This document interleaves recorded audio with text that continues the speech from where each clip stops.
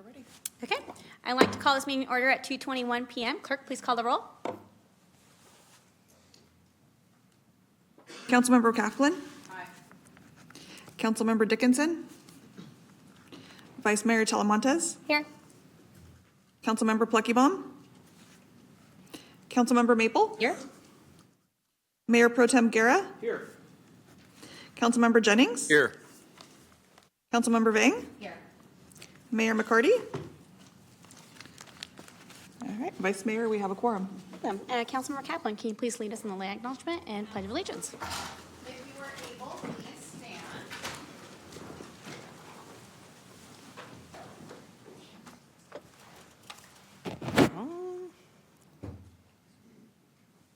Someone stole there we go. Please rise for the opening acknowledgments in honor of Sacramento's indigenous peoples and tribal lands. To the original people of this land, the Nisenan people, the Southern Maidu, Valley and Plains Miwok, the Patwin-Wintun peoples, and the people of Wilton Rancheria, Sacramento's only federally recognized tribe.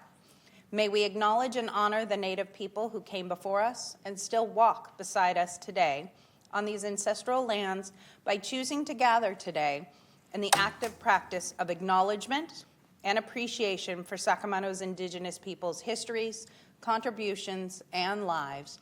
Please remain standing. Pledge. I pledge allegiance to the flag of the United States of America and to the republic for which it stands, one nation, under God, indivisible, with liberty and justice for all. Clerk, do you have something to read into the record? Yes, so the 1:30 special meeting for today is being canceled and the item will come back at a later date. Okay, and were there any members of the public sign up to speak for this 1:30? We had one speaker. 1:30, okay, would it be appropriate to take that one speaker for the 2 p.m. meeting? Is that okay? Or the not on the agenda? Yes. Okay, wonderful. Okay, so we're gonna roll right into our 2 p.m. meeting. The report out from closed session? Oh, do we have a report out from closed session? Thank you. Okay, wonderful. We're going to continue on to the 2 p.m. meeting. Are there any members of my colleagues want to sign up to speak for consent calendar? Anyone want to comment on consent calendar? Any items? Roger? Okay. Lisa? 14? Anyone else? Seeing none? All right, go ahead. Councilmember Dickinson. Thank you, Vice Mayor. I just wanted to make a quick comment on item 3, which the community is very, very pleased to see reaching us for approval of the contract. And I can tell you, having talked with folks as recently as this Saturday about this item, that they're anxious to have this quick build project done. It is the realization of the policy that we adopted last year to move more quickly, and I thank the other council members for supporting that and the leadership on that. Looking to increase safety for drivers, cyclists, pedestrians, just as a start on Marysville Boulevard, but it's an important start. So thanks to the staff for keeping this moving, and look forward to seeing some shovels in the ground. Wonderful. Thank you, Scott. Thank you. Councilmember Kaplan. How fast can our fingers move? Just a quick question on item 14, if Yayin or Brian Pedro are here. This is the encampment resolution funding the ERF grant for street to housing pilot program. I read the write-up. I'm just wanting to understand, this is specifically what we approved for working in District 2, and that's where the money can only be used, or is the money going to be used elsewhere in the city? So when we wrote the ERF, it's for a specific geographical area, so it is for District 2. Okay, so the money can't be used elsewhere? Correct. Okay, that's all. That was all my question. Thank you. Okay, clerk, please call the roll. Do we need a motion in a second? Oh, yeah. I'll second. Sorry, guys. Actually, is there public comment on this item? There is one public comment on item number 4. Okay. Welcome. John, let me see if I can say that, Vianyoki? Good afternoon, Vice Mayor, members of the council. Just, on item number 4, just wanted to publicly thank city staff. We had a little concern about the socialization of costs, and we get a little sensitive about regulation. I think we have an affordability crisis in the state because of some regulatory issues, so we're always a little sensitive about it. But our bias is always that the City of Sacramento staff are really great at making sure that we have balanced legislation that is for the betterment of our community, and appreciate the engagement with Aaron Treadway and John and Matt Ironman and Ryan Moore to address our concerns in the Apartments Association. So just wanted to say thank you. Have a good day. Okay, All thank you. right, no more speakers. All right, so all in favor, please say aye. Aye. Noes, abstentions, seeing one absent. Okay, moving along, public hearings, item number 15. Welcome, Ms. Williams. Item number 15 is the Housing and Dangerous Buildings Case Fees, Findings of Fact for Special Assessment.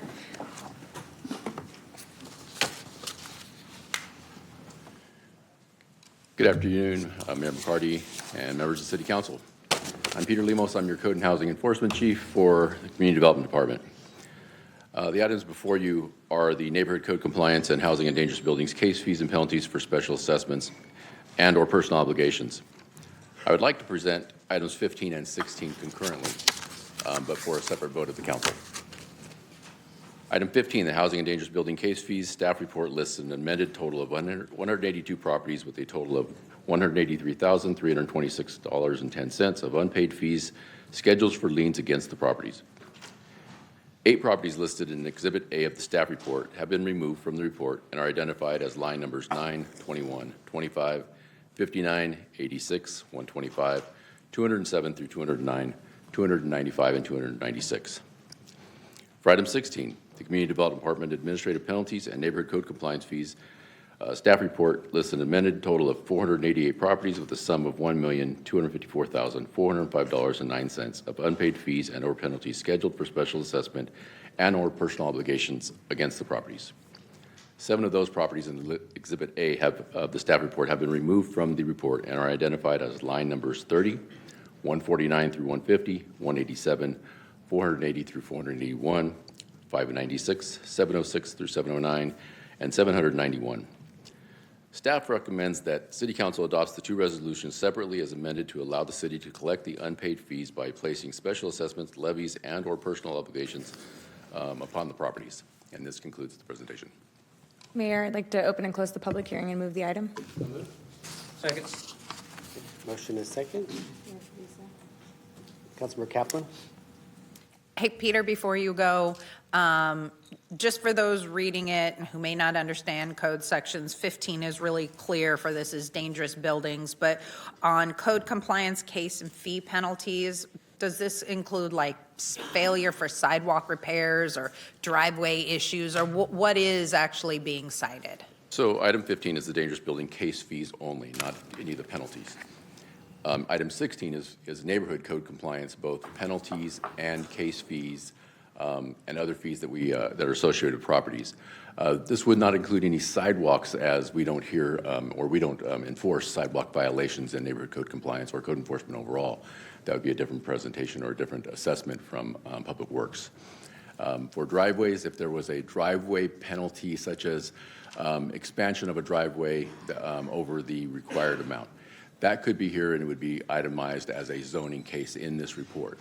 At current time, we have a hold on those types of violations moving forward, so there's none in this report. Okay, and so what typically are people noticed for in violation? A lot of these are going to be our vacant lot weed abatement, so our fire cases where we're doing weed abatement, those fees, our dangerous building, of course, for any of our dangerous building cases. So all the ones in item 15 are actually the cost, is the fee for producing the notice and order to the property for their property being in violation. Number 16 could be a mixture of vacant properties not being registered. It can be code compliance notice and orders for the property being in violation after the warning notices have went out. If we've done abatements on properties, so if the properties did not comply and the actually city stepped forward and did the abatement, that's our recovery of our cost to pay our contractors and our fees. Perfect, thank you. Thank you.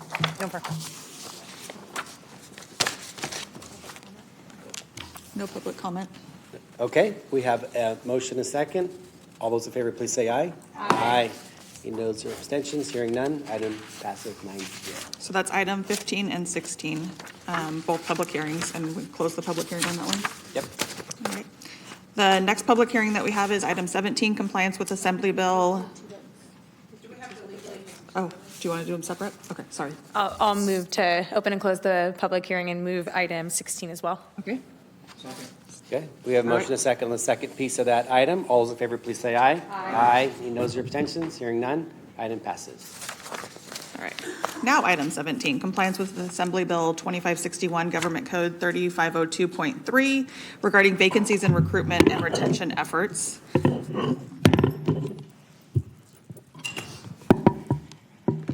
Have it opening the public hearing? Yes. Okay. Good afternoon. My name is Ebony Heaven, Human Resources Manager for Employment Services Division of the Human Resources Department. In accordance with Assembly Bill 2561, I'm here to present on the city's recruitment, retention, and vacancy efforts. Today's presentation will offer a comprehensive overview of the legislative requirements, a data-driven analysis of the city's vacancy trends, an in-depth look at our recruitment and retention strategies and factors influencing our ability to attract and retain talent. Assembly Bill 2561, signed into law in 2024, requires public agencies to publicly report on staffing vacancies, recruitment efforts, and retention strategies prior to adopting their annual budget. The legislation aims to increase transparency and accountability in the public sector hiring. If a bargaining unit's vacancy rate meets or exceeds 20% for a full-time position, the agency must, upon request of the employee organization, provide additional details such as the number of vacancies, applicant volume, hiring timelines, and steps taken to improve working conditions or compensation. The law also ensures that employee organizations have the opportunity to present their perspective during the public hearing, should they make a request to do so.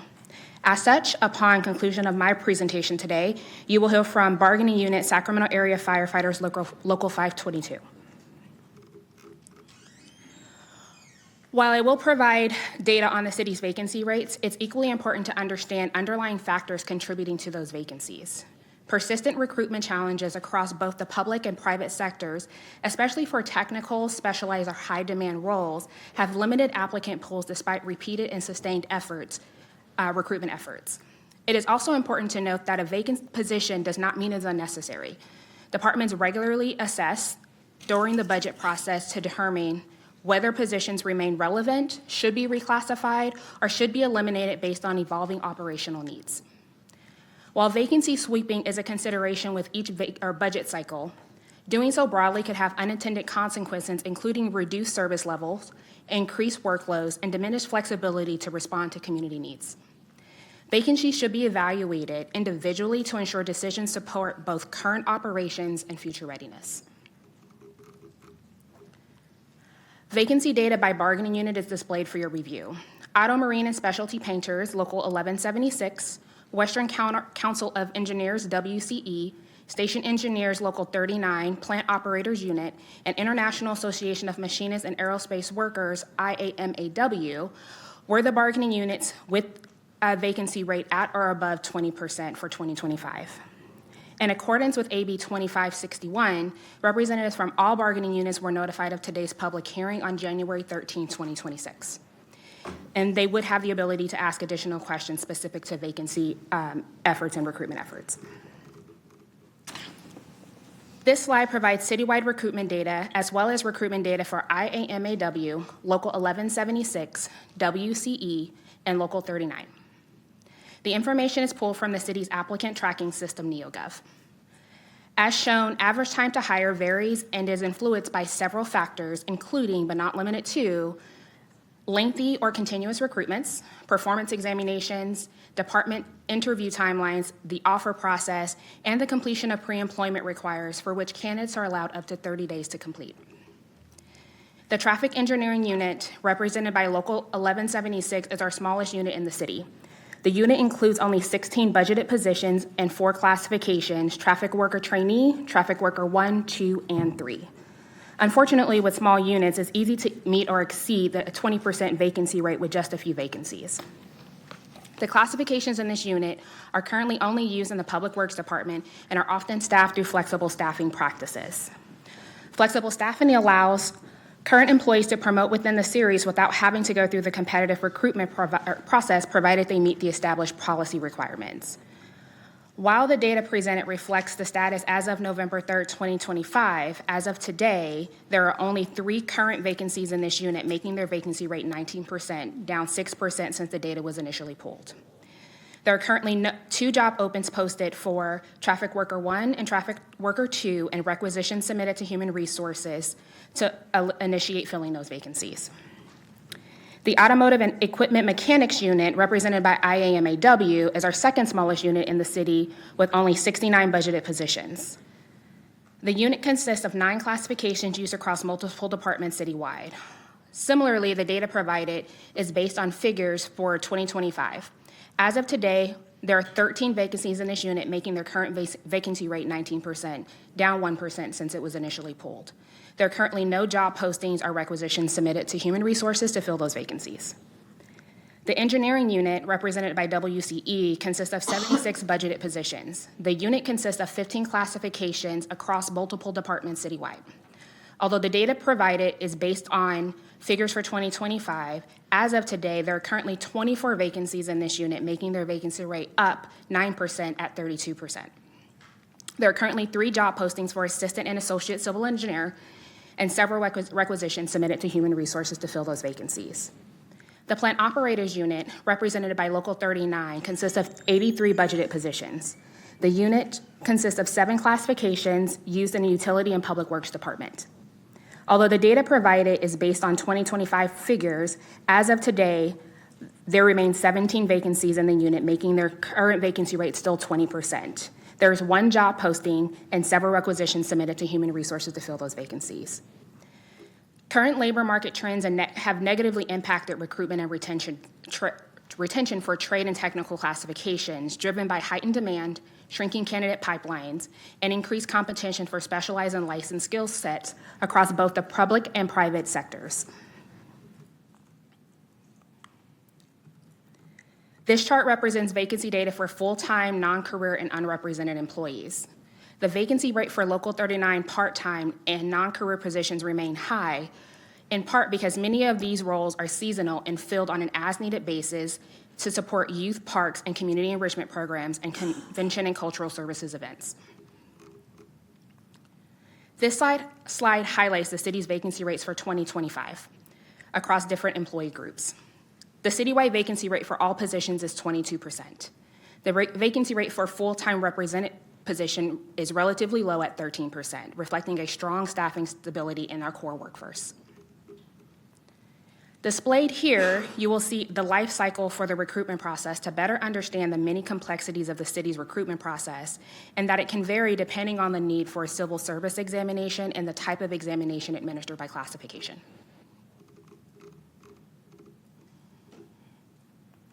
Now let's take a look at the other side of retention and explore departures as well.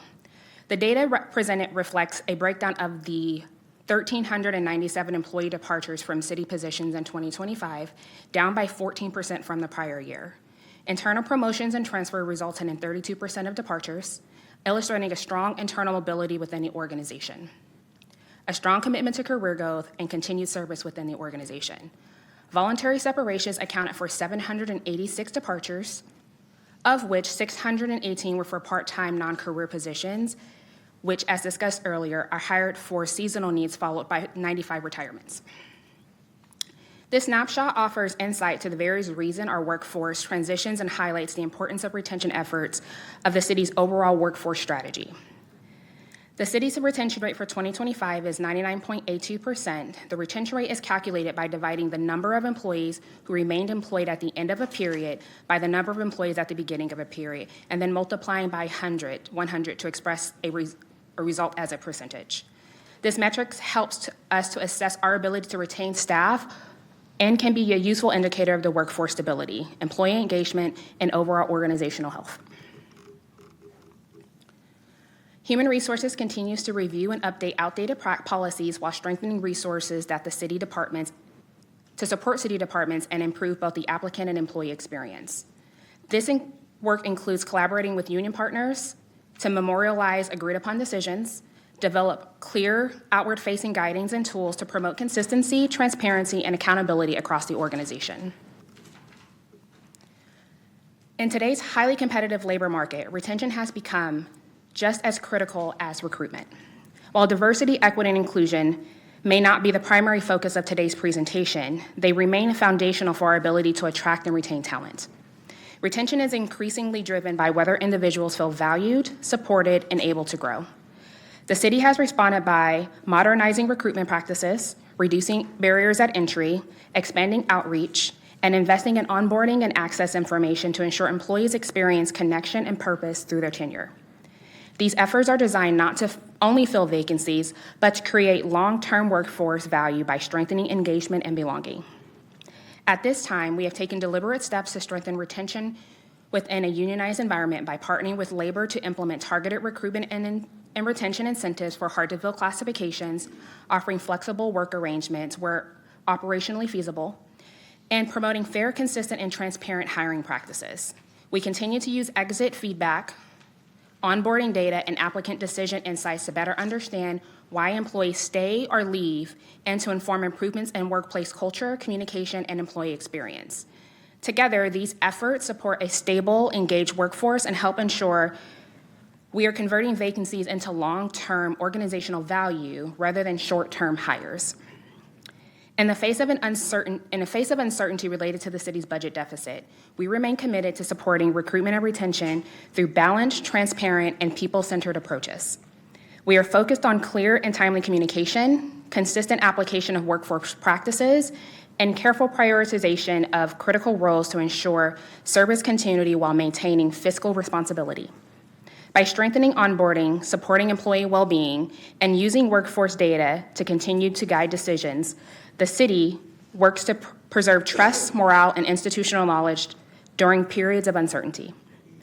Even during challenging periods, this approach supports workforce stability, preserves critical institutional knowledge, and ensures the city is positioned to meet ongoing service and operational needs.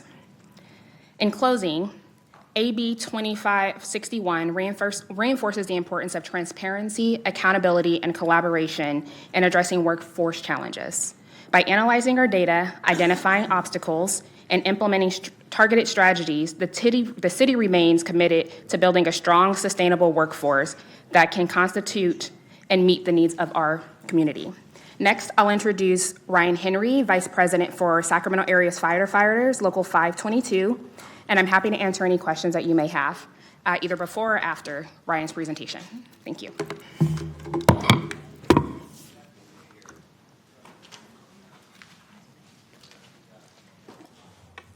Welcome, Ryan. Thank you. Thank you, Ebony.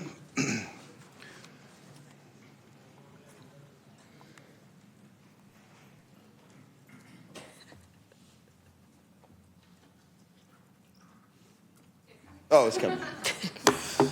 All right. Well, while that's loading, good afternoon, everybody. My name is Ryan Henry. I'm a fire captain with the Sacramento Fire Department, a 23-year city employee, and the city vice president of Sacramento Area Firefighters, Local 522. Thank you for the opportunity to speak on this important topic. And I'd like to start by saying this presentation was created in collaboration with the fire chief and his executive team. Any questions you may have can be directed either to myself or the fire chief and his staff.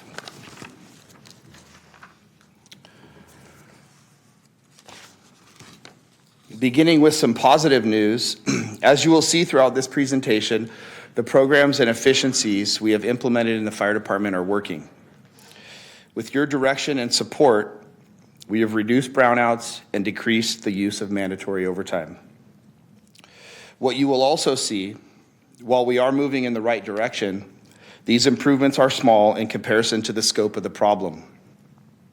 And the programs and efficiencies that have provided these results must be expanded to create a sustainable workload for the firefighters protecting this city.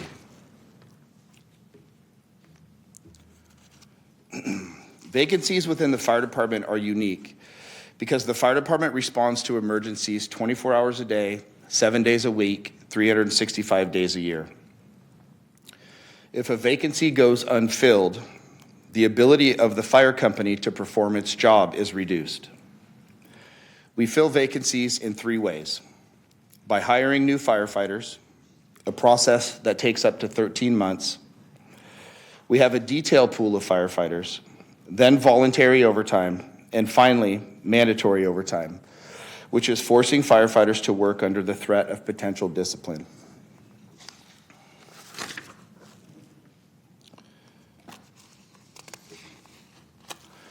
We have 2 types of vacancies in the fire department: vacant FTEs, which are ongoing and currently in the active recruitment process. These are caused by retirement, separation, and promotion. We also have daily vacancies caused by vacation, sick leave, and injury. Regardless of the type and duration of the vacancy, it has to be filled every day.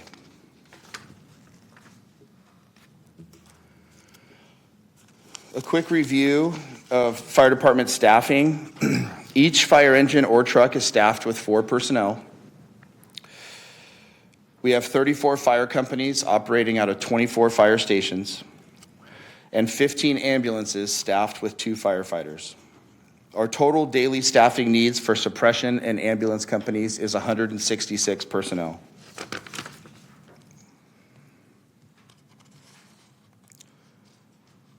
On any given day, a fire company can experience 1 or more vacancies for a variety of reasons.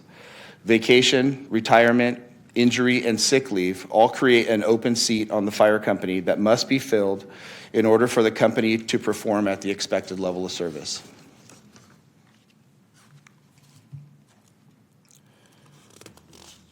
We can only force a firefighter to work so much before the threat of discipline is outweighed by the need for rest or to spend time with their family. Working 72 hours straight in a system as busy as we are takes its toll on firefighters' mind and bodies. Often, vacancies go unfilled, resulting in company closures called brownouts. In 2024, we had to close companies 152 times. With the implementation of the single role ambulance program, which is moving firefighters from ambulances to fire companies, brownouts were reduced to 128 in 2025. As many as 4 fire companies in a single day have been closed, resulting in a significant decrease in the fire department's response capability. When you consider that 6 companies are dispatched to a house fire, it becomes clear just how detrimental these brownouts can be.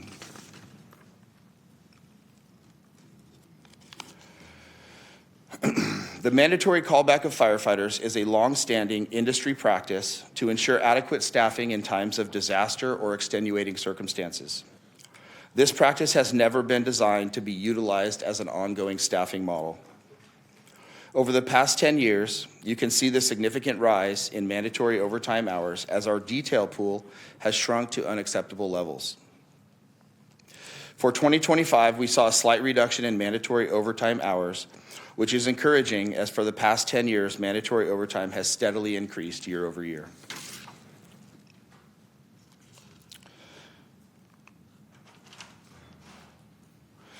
Before overtime is used to fill vacancies, the fire department utilizes a detail pool of firefighters who are on regular duty and moved around the city daily when open spots occur. These are additional firefighter FTEs above the daily staffing requirements. The detail pool fills daily and ongoing vacancies without using overtime. Currently, the fire department averages 24 vacancies per day. We have just over 26 detail pool firefighters per shift for a total of 80 across all 3 shifts. The total number of firefighters needed in the detail pool to significantly reduce or eliminate mandatory overtime is 125.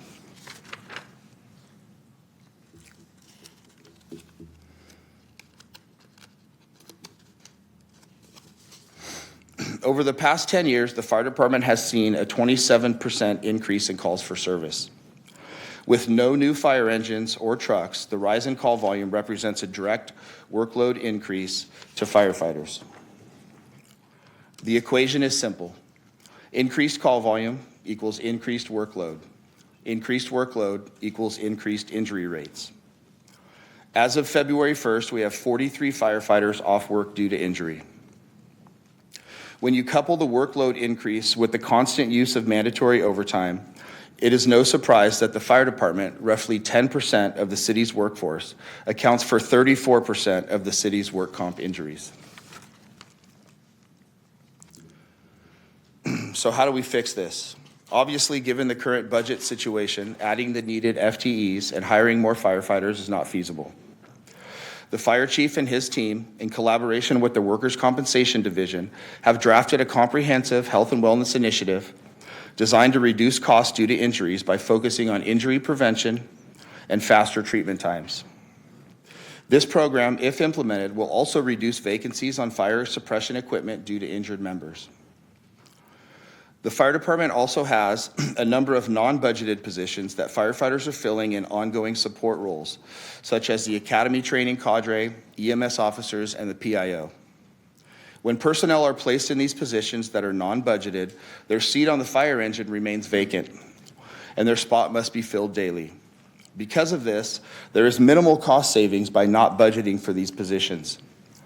When these positions become budgeted, the fire department can then permanently fill the vacant engine seat, and the use of overtime is no longer needed. And last, with your direction and support, the fire department has entered into contract with Citygate Associates to conduct an assessment of the fire department's ability to respond to the needs of the citizens. This will show, as it did when first completed in 2016, the fire department is in need of additional stations and first responder companies to catch up with the city's population growth and demand for service. The price tag to meet these needs will be huge, and assuming the city had the money to address these needs, the timeline for completion would be so long that the fire department would continue to fall further behind in its ability to serve its citizens.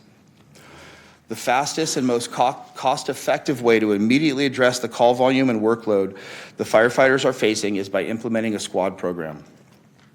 These light-duty resources cost a fraction of a fire engine. They are staffed with 2 firefighters and can respond to lower acuity emergencies that don't require the staffing of a full fire company to mitigate. As the single role program expands and ambulances are converted from being staffed with firefighters to EMTs and paramedics, we can utilize these firefighters to implement a squad program without the need to hire additional firefighters.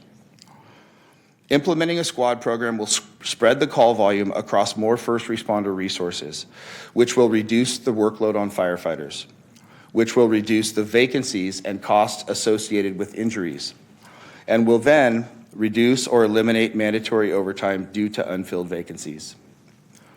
That concludes my presentation. Thank you all very much.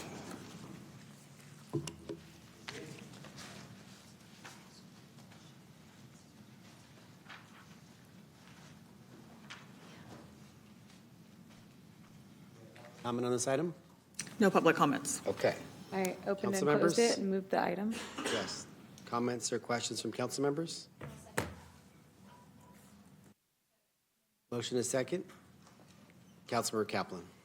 Thank you, Mayor. I just want to thank city staff in bringing this up, and I think it also highlights, and I want to thank our partners in the fire department, but also when you look at the technical expertise that we're having difficulty hiring, plant managers, you know, when you look at this is more like our engineers, you know, the technical expertise needed. I know as we discuss with our labor partners, and sometimes you've offered solutions of what we can look at for incentive hiring, but I really think we need to push a little bit more, because if you look at same or similar titles in other industries, they are getting paid significantly more, which is making recruitment difficult, or the quality of what we're getting is maybe not up to the standard that we need. So I hope that specifically with the industries that we're seeing the most vacancies needed, that we have separate sit-downs on look at and explore how can we really dig in and address this. Because I appreciate this report, and I don't want this report just to come to us without a direction of how do we solve this? And because I don't want to keep seeing it every year, because we have to have these positions filled. They're critical. I mean, they're water, they're sewer, they're DOU. This is something we just need to get filled. So thank you for that, but I am looking forward of just ideas that we can hear from our labor partners on these, on how to solve it. Thank you. Councilmember Dickinson. Thanks, Mayor. I just want to make a quicker underscoring of the health and wellness aspect of Ryan's presentation, because I really think this is we have lots of issues with respect to filling vacancies, to be sure, but regardless of that, doing everything we can to promote and advance the health and wellness of the workforce, I think is really important to recognize. And so that may have been the final part of his presentation, but in many respects, to me, it's the core of part of what we want to be about as an employer. Because when our employees are doing better from the standpoint of their health and wellness, the organization is doing better, and we're delivering better services to our constituents and residents, and we're enhancing the lives of our employees. So there are multiple benefits to that.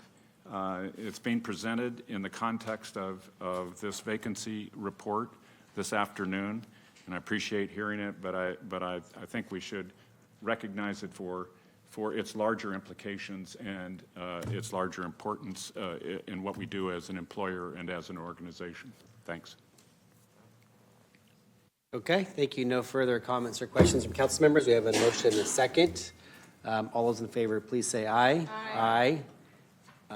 We have one absent, so ayes 8. Oh. No, 0, 1 absent. All right. We'll close the Okay. public hearing on that one. Thank you. Our next public hearing is the La Mancha project, item number 18. It's a public hearing and authorization to close out community development block grant, the coronavirus CDBG-CV funds allocated to the project from the State of California Department of Housing and Community Development. Good afternoon, Christine Weichert with SHRA. In 2020, SHRA was awarded home key funds from the State Department of Housing and Community Development, or HCD, for the La Mancha Permanent Supportive Housing Project, now known as Los Molinos. Mercy Housing rehabilitated the former motel into 100 studio units for formerly homeless. In 2021, HCD invited home key recipients the opportunity to apply for community development block grant coronavirus funds to support the projects. SHRA received a total of $2.1 million. The funds were used to expand the community room, create a covered outdoor gathering space, upgrade the front gate, paint the exterior of the building, and install heat pumps to reduce operating costs. Improvements were completed in December. HCD requires that a grant closeout process take place, which includes this public hearing, and staff is recommending approval of the closeout and is available to answer any questions you may have.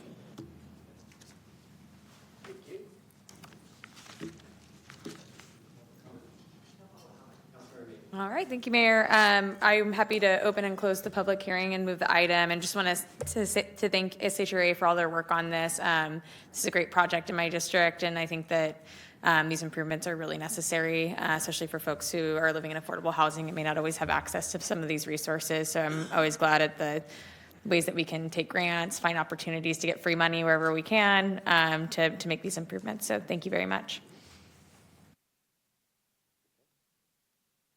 Second? Thank you. We have a motion and a second.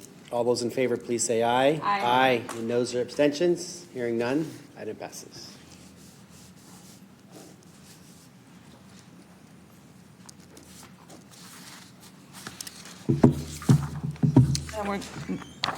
And Moving on to the discussion calendar, we have one item, the city attorney appointment and contract.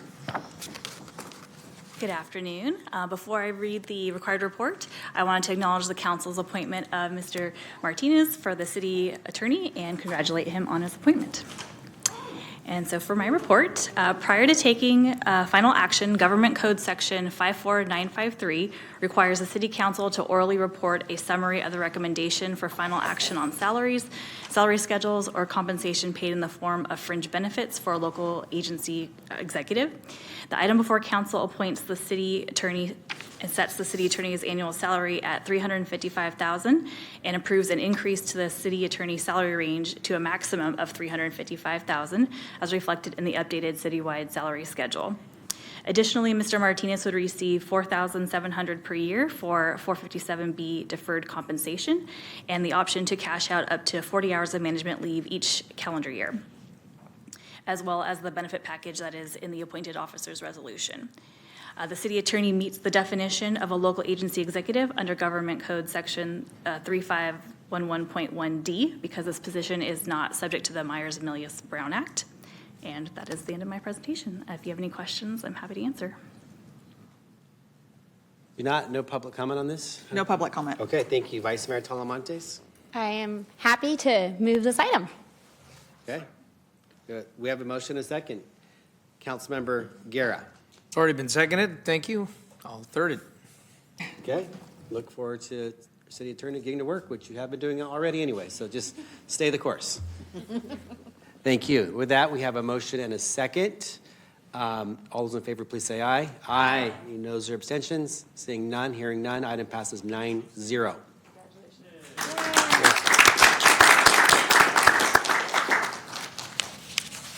Thank you.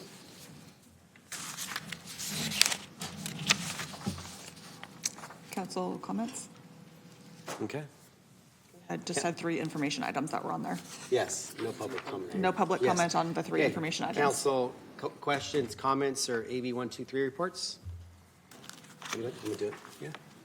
Okay, I have one AB 123 report. So it's with great excitement that we have a new member of our family, the city of Sacramento. We have a new sister. Yes, we went down to Morelia, Mexico, the capital city of Michoacan, and formalized our sister city agreement with the city of Morelia, Michoacan. Great opportunities, great excitement, great friendship. You know, we do have, I'm not sure the number, between 15 and 20 sister cities already. You know, this is a great tradition. The city of Sacramento, I think our oldest sister city, Matsuyama, Japan, is 46 years old. So this is our newest sister city, our second sister city in the city of, in the country of Mexico. This is a really important partner for us, and especially in a time of great division in our country. We don't need to say what we've seen in our country as far as division and, you know, putting, you know, unfortunate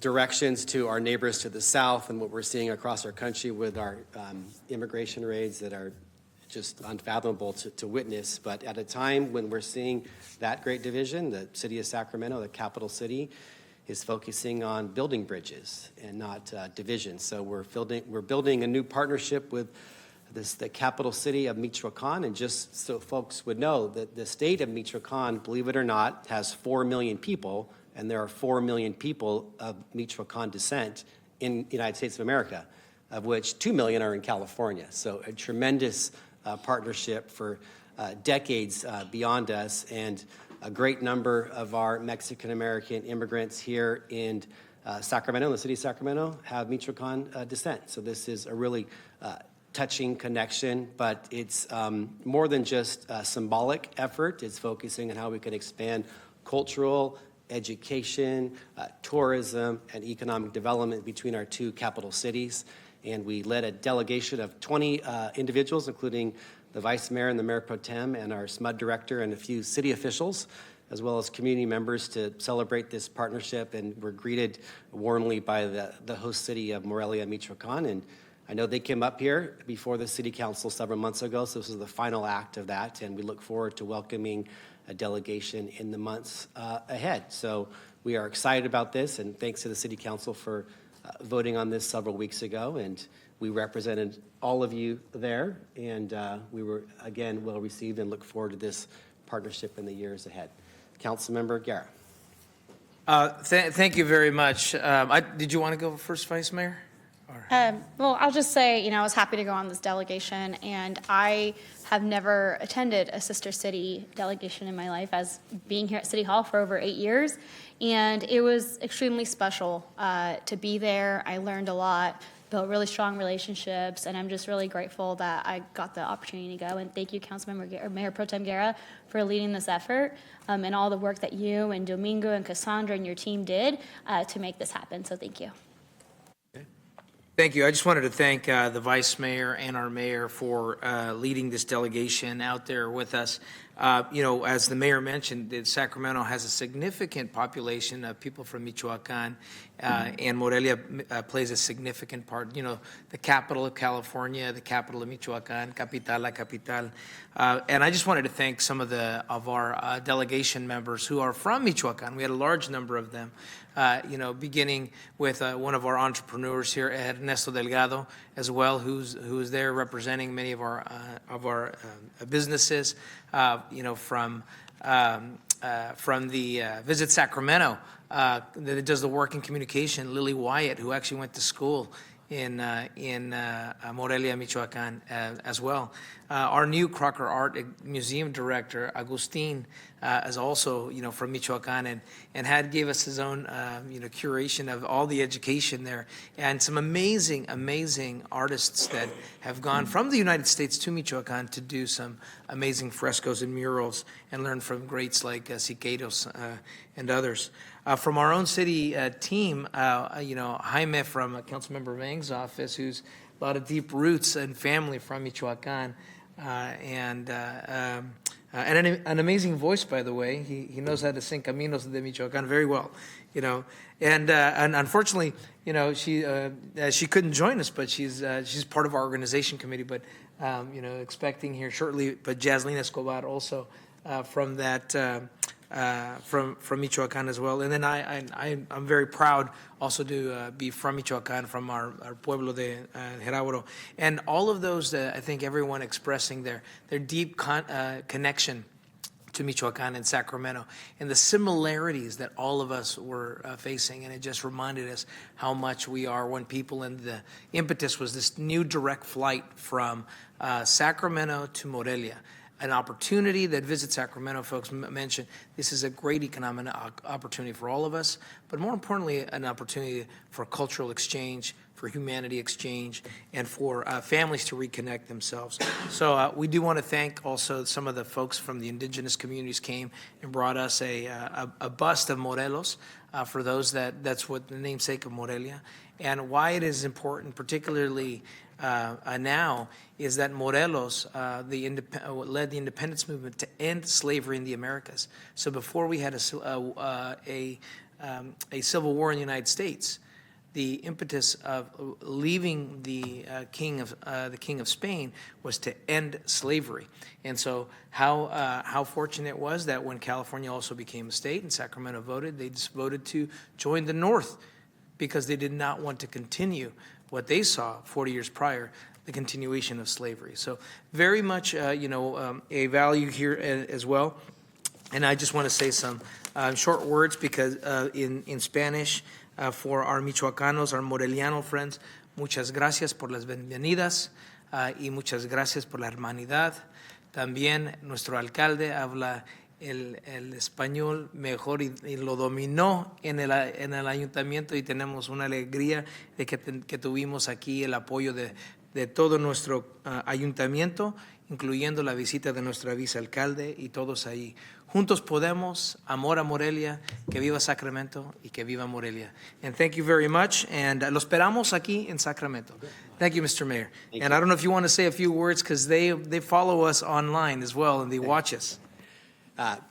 Somos muy hermosos sobre los días en México con la ciudad de Sacramento. Tres miembros del concilio aquí, alcalde, dos vicealcaldes, unas personas de nuestra oficina, nuestra brigada, a 20 personas de nuestra comunidad para celebrar esta hermanidad. Es una buena oportunidad para mejorarnos los dos ciudades, los capitales de dos estados. Y en este mundo lo que está pasando con nuestro país y las luchas en las calles de vez en cuando en las ciudades en Sacramento, en los Estados Unidos, sobre ICE y inmigración, lo que estamos haciendo ahorita, creando una puente para las dos ciudades es muy importante. Y tenemos familias aquí, el Descenso de Sangre de México, los dos miembros del concilio. Es un buen día y mes para nosotros. Gracias, alcalde.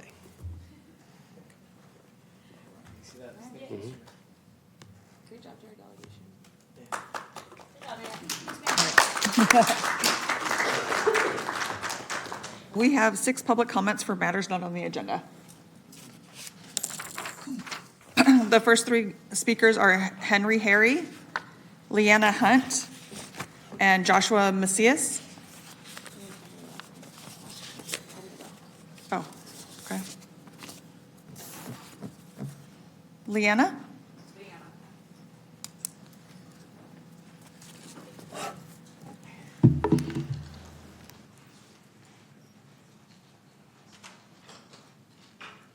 I'm just waiting for attention, because if I'm going to speak, I would like all eyes to be here, because that's why you guys are here, to service as constituents. Now we can start my time. Thank you. On February 5th, Sacramento PD dragged sacred firekeepers, a sacred drummer, and other practitioners from the TP of Peace, and then failed to notify any of you guys, of which they're supposed to. So violating the Freedom of Religion Act of 1978, it's really nice to hear you guys put out all these sentiments about caring about immigration, caring about indigenous people in your community, caring about everything that's going on. The sentiments are great, but when you make a promise and don't follow through on it, like making the area outside of the John Moss building a free speech zone, you kind of look like fools. You look like you do absolutely nothing, that you just hear these presentations and you say, thank you so much for all the numbers. And I can see how much you all pay attention. It's pretty obvious. That's something, there's actually a thing all over the internet about how little you guys pay attention, not just you, but every city council. It's quite shocking. So it'd be nice if you guys paid attention and acted like you cared, because you ran so hard to be in these positions. So if you're gonna say these sentiments about giving any kind of care about people in your community, about your constituents, about people who are being taken out of our community, do something. Don't just promise. Don't just give empty promises. Phil, you don't tend to look at us. Hey, Mr. Phil? Yeah. See, that's what's disappointing, is you can't even make eyes with someone. You can't even look at the constituents that you represent. You don't give a shit about us, and it's very clear. And that's so freaking sad. My time is up, but I hope you have the day you deserve. Okay, next speaker, please. Our next speaker is Joshua Macias. You with this, Plucker Bomb? There we go. So my name is Joshua Macias. I'm a resident of California, Sacramento, born and raised. And yeah, we need our teepee back now. The teepee of peace was desecrated, assaulted by the Sacramento Police Department. And to give you a little comparison, you might have heard on the news, Don Lemon and his associates were arrested for storming a church. So let me read off what they were accused of. Title 18 USC Section 248. Oh, I'm sorry, 241 is one of them. Conspiracy against right of religious freedom at place of worship.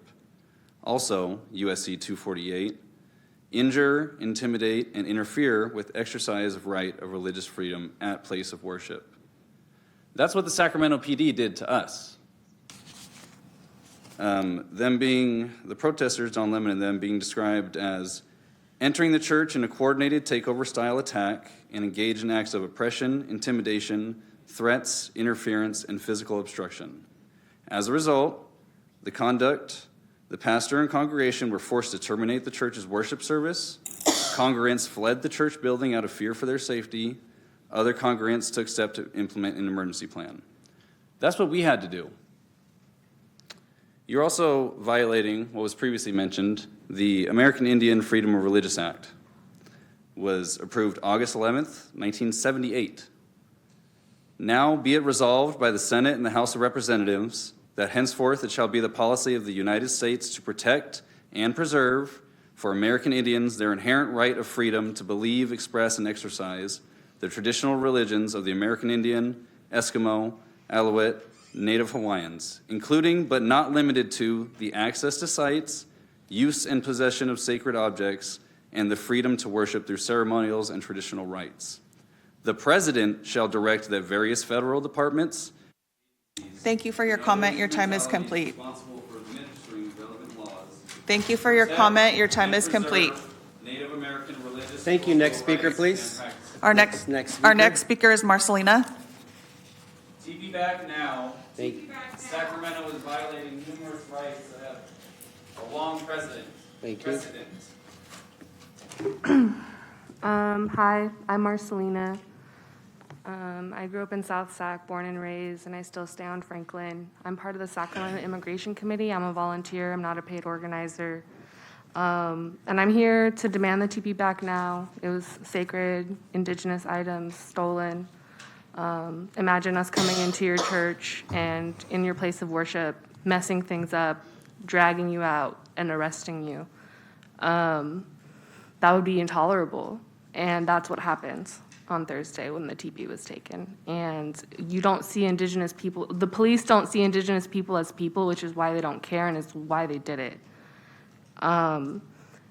As part of the SAC Immigration Committee, we're disappointed with the sanctuary city status that we have in Sacramento, and we have bigger demands. And it's like a big old list. I don't know who to give it to. I'm new to the city council stuff, but we want no collusion. We don't just want it, no private property. We want no crowd control. We want no cover-ups, and we want real consequences. And I think these things are missing from the work that you guys are doing on sanctuary city stuff. So I'll just end there. But yeah, TP back now. TP back now. Our next speaker is Graham Falaco, and then after that we have Mac.